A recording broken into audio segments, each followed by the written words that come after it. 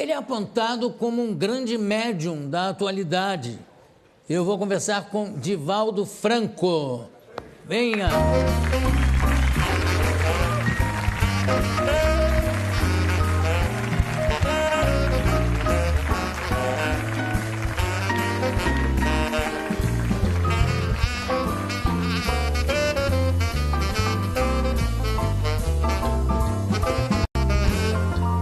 Muito obrigado pela sua presença aqui no programa.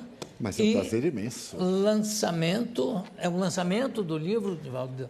Sim. Ana Landi. Agora explica um pouco para a gente, esse livro foi psicografado, por acaso? Não, é jornalista, é um livro biográfico.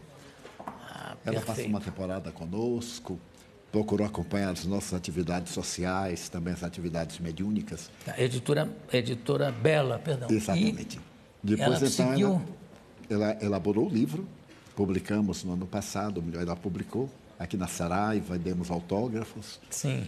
E agora temos o prazer de estar com você. Imagina, o prazer aqui. Um grande prazer. É todo meu. Quando é que você começou a sentir essas manifestações de espíritos, vamos chamar de espíritos por falta de encontrar um nome mais apropriado, não é? Manifestação ou espírito, enfim. Quando é que começaram a se manifestar através de você? Quando eu contava 4 anos, nossa família muito católica, no interior da Bahia, em Feira de Santana, eu estava brincando na sala e se adentrou uma senhora estranha e me disse: chama Ana, que é minha mãe. Eu achei natural, chamei minha mãe, que estava na cozinha, e quando ela veio, eu digo: tem aqui uma senhora que lhe quer falar. E minha mãe, não percebendo o caso, me reclamou, pensou que era uma brincadeira, me puxou a orelha, que naquele tempo podia, né? Agora não pode mais, e se voltou para a cozinha. Então a senhora disse: Di, que é meu nome de família, chame Ana, diga que é Maria Senhoria, eu sou sua avó. Mas eu não entendia nada disso aos 4 anos. Meus avós, todos 4, já haviam morrido, eu não sabia. Eu voltei a chamar minha mãe. Quando ela veio, eu digo: olha, a mulher está dizendo que é Maria Senhorinha e quer falar com a senhora. Minha mãe teve um choque, porque ela nunca havia falado o nome de sua própria mãe. Quando ela nasceu, a mãe morreu de infecção puerperal e ela foi atendida por uma irmã mais velha. Ela ficou assustada: mas como você sabe isso? Eu digo: a senhora está aqui. Mas ela não havia. Então me pegou e levou à casa da minha tia e disse: esse menino enlouqueceu, ele está dizendo que mamãe está lá. Minha tia então perguntou como é que era ela. Eu lembro vagamente, a saia arrastava, tinha algo na cintura e chamou minha atenção qualquer coisa que tinha aqui. Quando eu descrevi, minha tia disse: olha, é mamãe, porque esse é um camafeu que eu coloquei no seu cadáver. Então, procure saber o que é que ela quer. E as duas ficaram com medo, me deixaram Procure saber o que é que ela... Vai lá. Vai lá. Jogaram o pobre do órfão. E então, eu não me lembro o que aconteceu. Aconteceu um fenômeno psíquico qualquer, eu perdi a consciência. A partir daí, João, eu me tornei uma criança mais ou menos especial. E meu pai era muito severo. Muito especial, como mais ou menos. E aí? Porque eu via coisas que os outros não viam. Via crianças, especialmente um indígena brasileiro que dizia chamar-se Jaguaraçu. E nós brincávamos muito, e eu tinha a impressão que era uma criança como outra qualquer. Você brincava com esse índiozinho? Trepava nas árvores, corria pelo quintal, aquelas casas de quintais muito grandes. E ele trepava nas árvores junto com você também? Então, sempre chegava na frente. Bom, E eu ficava surpreso.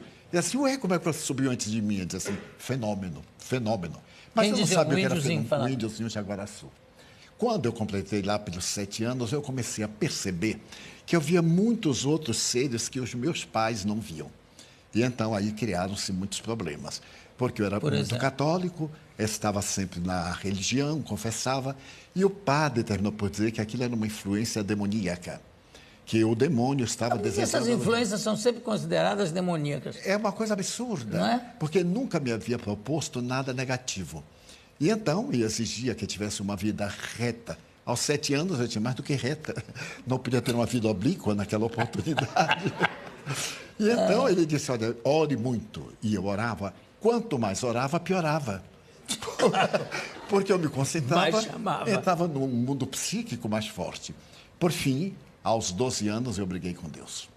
Porque eu disse para ele: você não aguenta o diabo, como é que eu vou aguentar? Se você que criou o diabo não aguenta, como é que eu vou aguentar? Faço de tudo, oro, confesso, comungo.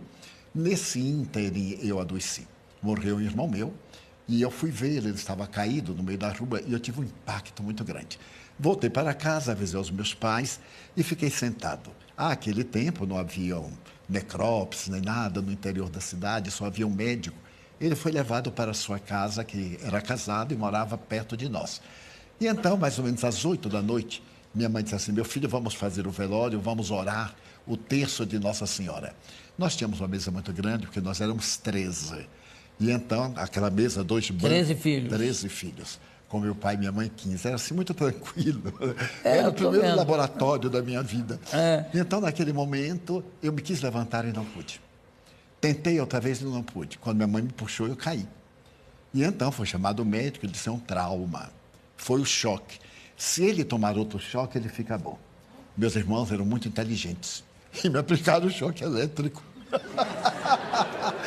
Não sabiam que era um choque psicológico. E então eu não morri porque eu não estava no programa. Então me assustavam essa coisa do interior. Por fim, no dia 5 de dezembro de 1944, foi levada à nossa casa uma senhora. Ela me olhou detidamente e disse: mas este menino não tem nada. Eu digo: nossa, que surra que eu vou tomar. Eu estava ali acamado desde o dia 23 de junho até 5 de dezembro. Meu pai era do temperamento da psicologia. E lá em casa nós tínhamos um psicólogo pendurado atrás da porta. Qualquer coisa tinha uma sessão de psicoterapia e a gente ficava ótimo, sem recalque, sem conflito, sem nada. Agora, me desculpe, eu estou fazendo cálculos aqui pelas datas que você está me dizendo. Desculpe a minha brutal falta de sensibilidade ou de educação, mas com quantos anos você está? Que idade você tem? 89. Se a gente passar a mão e você pega isso, não? Não, mas eu transfiro com muito prazer para você. O restante que houver, nós dividimos. Olha que louco. Podemos fazer uma boa parceria. 89. 89 anos de 90 atividade. Quando é? 5 de maio. 90. Mas eu não acredito, Jô. De vez em quando eu olho a certidão de idade, deve ter algum engano. Porque eu não sinto nada. Sinto um prazer imenso de viver. Porque, sendo espírita, eu descobri o milagre da vida. O milagre da vida é a alegria de viver. Trabalhar, ter uma vida interior muito tranquila, fazer uma viagem para descobrir qual é o objetivo da nossa vida na Terra, encontrar o significado existencial e não se abater na hora do problema. Problemas todos nós os temos e eles nos chegam como convites ao amadurecimento espiritual e moral. Agora, desculpa, Divaldo, ou Di, sua família chama você de Di. E fico muito feliz de se chamar-me assim. Então tá bom, Di. O seguinte, você com essa aproximação que você tem com o mundo espiritual, você tem alguma noção, já te foi dito, acho que não, mas já te foi dito quando você deve se preparar para embarcar, para ir para o outro lado? Né? A proposta é: esteja preparado para qualquer momento. Porque Jesus havia dito que a hora nós não sabemos. Não pode saber. Mas eu tive uma parada cardíaca há 30 anos. E tive a chamada quase morte. Então eu vi-me fora do corpo. Fui levado para fazer exames e praticamente estava morto. Voltei. Quando eu voltei, eu tive um infarto. E nessa oportunidade, o meu cardiologista, depois de examinar, disse: olha, prepara para morrer dentro de um mês. A sua vida agora é outra. Naquele tempo eram as operações largas, fazia da gente verdadeiros frangos, né? Céu que aberto, abria céu aberto, fazia a pesquisa. E ele disse: olha, Edivaldo, se você tiver o maior repouso, você viverá mais de 30 dias. Mas não pode mais se alimentar como antes, não pode falar. Imagina, dizer isso a um baiano que não pode falar. É mesmo que condenar à morte. Porque o baiano não fala, ele fala pelos cotovelos. E você está vendo, né? E com velocidade para não perder tempo. Tá certo. E a comida, como é que ficou a restrição? Você hoje come de tudo? De tudo e do que aparece. Mas o mais importante é que eu sobrevivi e ele já morreu. Eu fui ao enterro, fiz uma oração muito bonita, agradecendo a Deus antes ele do que eu. É natural, claro. Já que Deus resolveu. Morreu antes Deus ele do que eu. Exatamente. É uma poesia popular. E então aqui estou, mas estou muito feliz. E você trabalha, qual é o tipo de trabalho que você exerce nesse sentido da espiritualidade. Você tem... Eu não sei como usar essa nomenclatura e, de repente, falar uma coisa absolutamente errada. Mas é um centro espírita que você tem? Nós fundamos o Centro Espírita em 1947. Sei. Mas Aonde como é? cidadão, em Salvador. Como cidadão, eu trabalhei para uma autarquia do governo, que era o IPASE. Hoje são 4 letrinhas muito queridas, INSS. Todo brasileiro gosta dessas letras, né? Porque isso faz parte da felicidade. Então, trabalhei para o Instituto, aposentei-me em 1980 e dediquei tempo integral ao Espiritismo. E como é que é? Você tem... É um local... Nós temos uma você comunidade. recebe pessoas... Recebemos. Nós educamos crianças. Somos pioneiros na América Latina com os lares substitutos.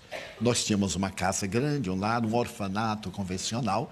Depois nós criamos os lares substitutos e hoje temos uma comunidade que recebemos diariamente mais de 5.000 pessoas. Mas você faz, por exemplo, você tem o dom da cura, vamos dizer assim, não? A cura todos nós temos, João. Porque é uma energia que nós possuímos, todos nós. Quantas vezes alguém chega até você indisposta, lhe aperta a mão e você transmite algo, a pessoa diz, mas foi tão bom estar com o Jô. Essa irradiação de simpatia, de alegria de viver, é transmitida como também de pessimismo. Uma pessoa chega, lhe aperta a mão e lhe transmite uma dor de cabeça. Então, nós intercambiamos. A atividade das curas para nós espíritas é muito relativa à verdadeira cura interior. Porque não adianta curar-se de um mal de fora e, em próximo período, adquirir outro mal. Agora, como é que você faz de... Eu estou vendo que o seu trabalho é impressionante, inclusive, no sentido de acolher qualquer pessoa, não importa qual é o credo, enfim. Mas a gente sabe e sente que tem muito picareta nessa área, não é? Como é que você faz para combater isso? Você dá palestras... Você explica alguma coisa? Como é que você faz? Que eu acho que é um dever até. Já proferi mais de 13.000 conferências. Em 70 países, mais de 2.500 cidades. Demonstrando o falso do verdadeiro.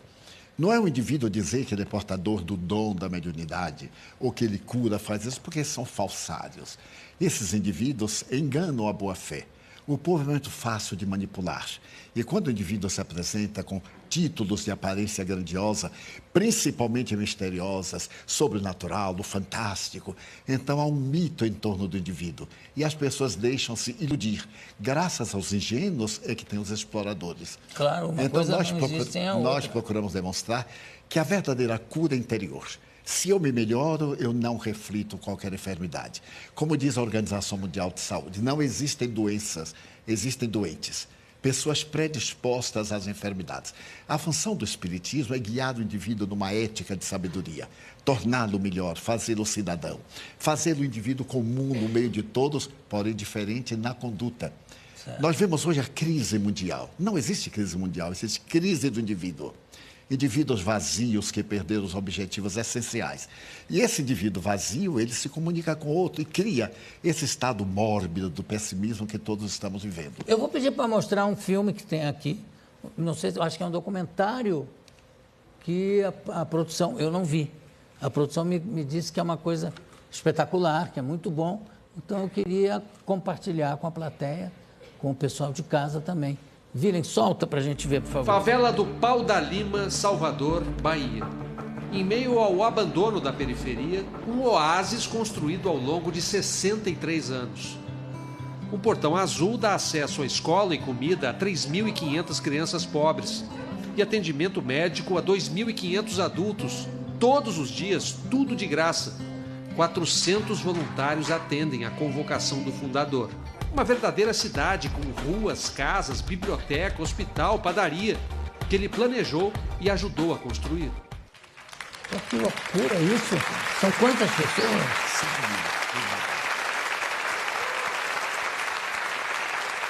Agora, isso é uma entidade que vive de contribuições? Contribuições, convênios governamentais, principalmente na área da educação. Nós temos 103 professores em convênios com a prefeitura, com o Estado.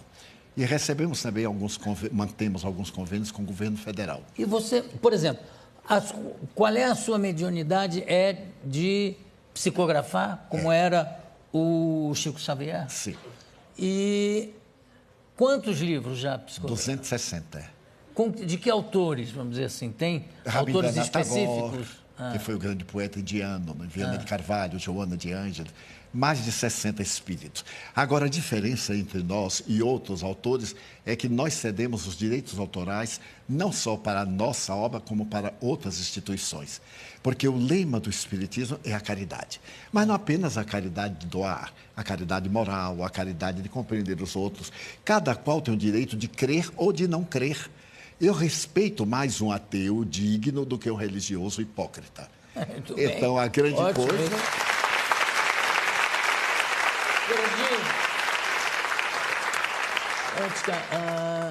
Antes que eu me esqueça, há muitos anos eu entrevistei o Chico Xavier, acho que ainda no Jô Soares 11h30. E, de repente, teve uma coisa engraçada que ele relatou uma viagem que ele estava fazendo e o avião começou a sacudir, não sei o quê, e ele teve medo de morrer. E alguém que estava com ele disse assim, ué, mas você está com medo de morrer? Eu disse, não, eu não tenho nenhum medo de morrer, mas não quero morrer agora. Sabe, não precisa ser tão imediato esse meu encontro, sabe, pode ser postergado. E, graças a Deus, o avião seguiu viagem e tal. Você tem medo desse encontro? Não, não tenho. Já me acostumei. A essa altura do campeonato, eu estou preparado para tudo. Porque já viajei muito de carroça, de avião e de navio, tudo que existe. Então, já estou... Acho que você provavelmente vai morrer de gasto, porque quando chegar nos 100 e poucos... Muito obrigado, 120, 100 e poucos. Mas essa é a minha perspectiva. Né? É.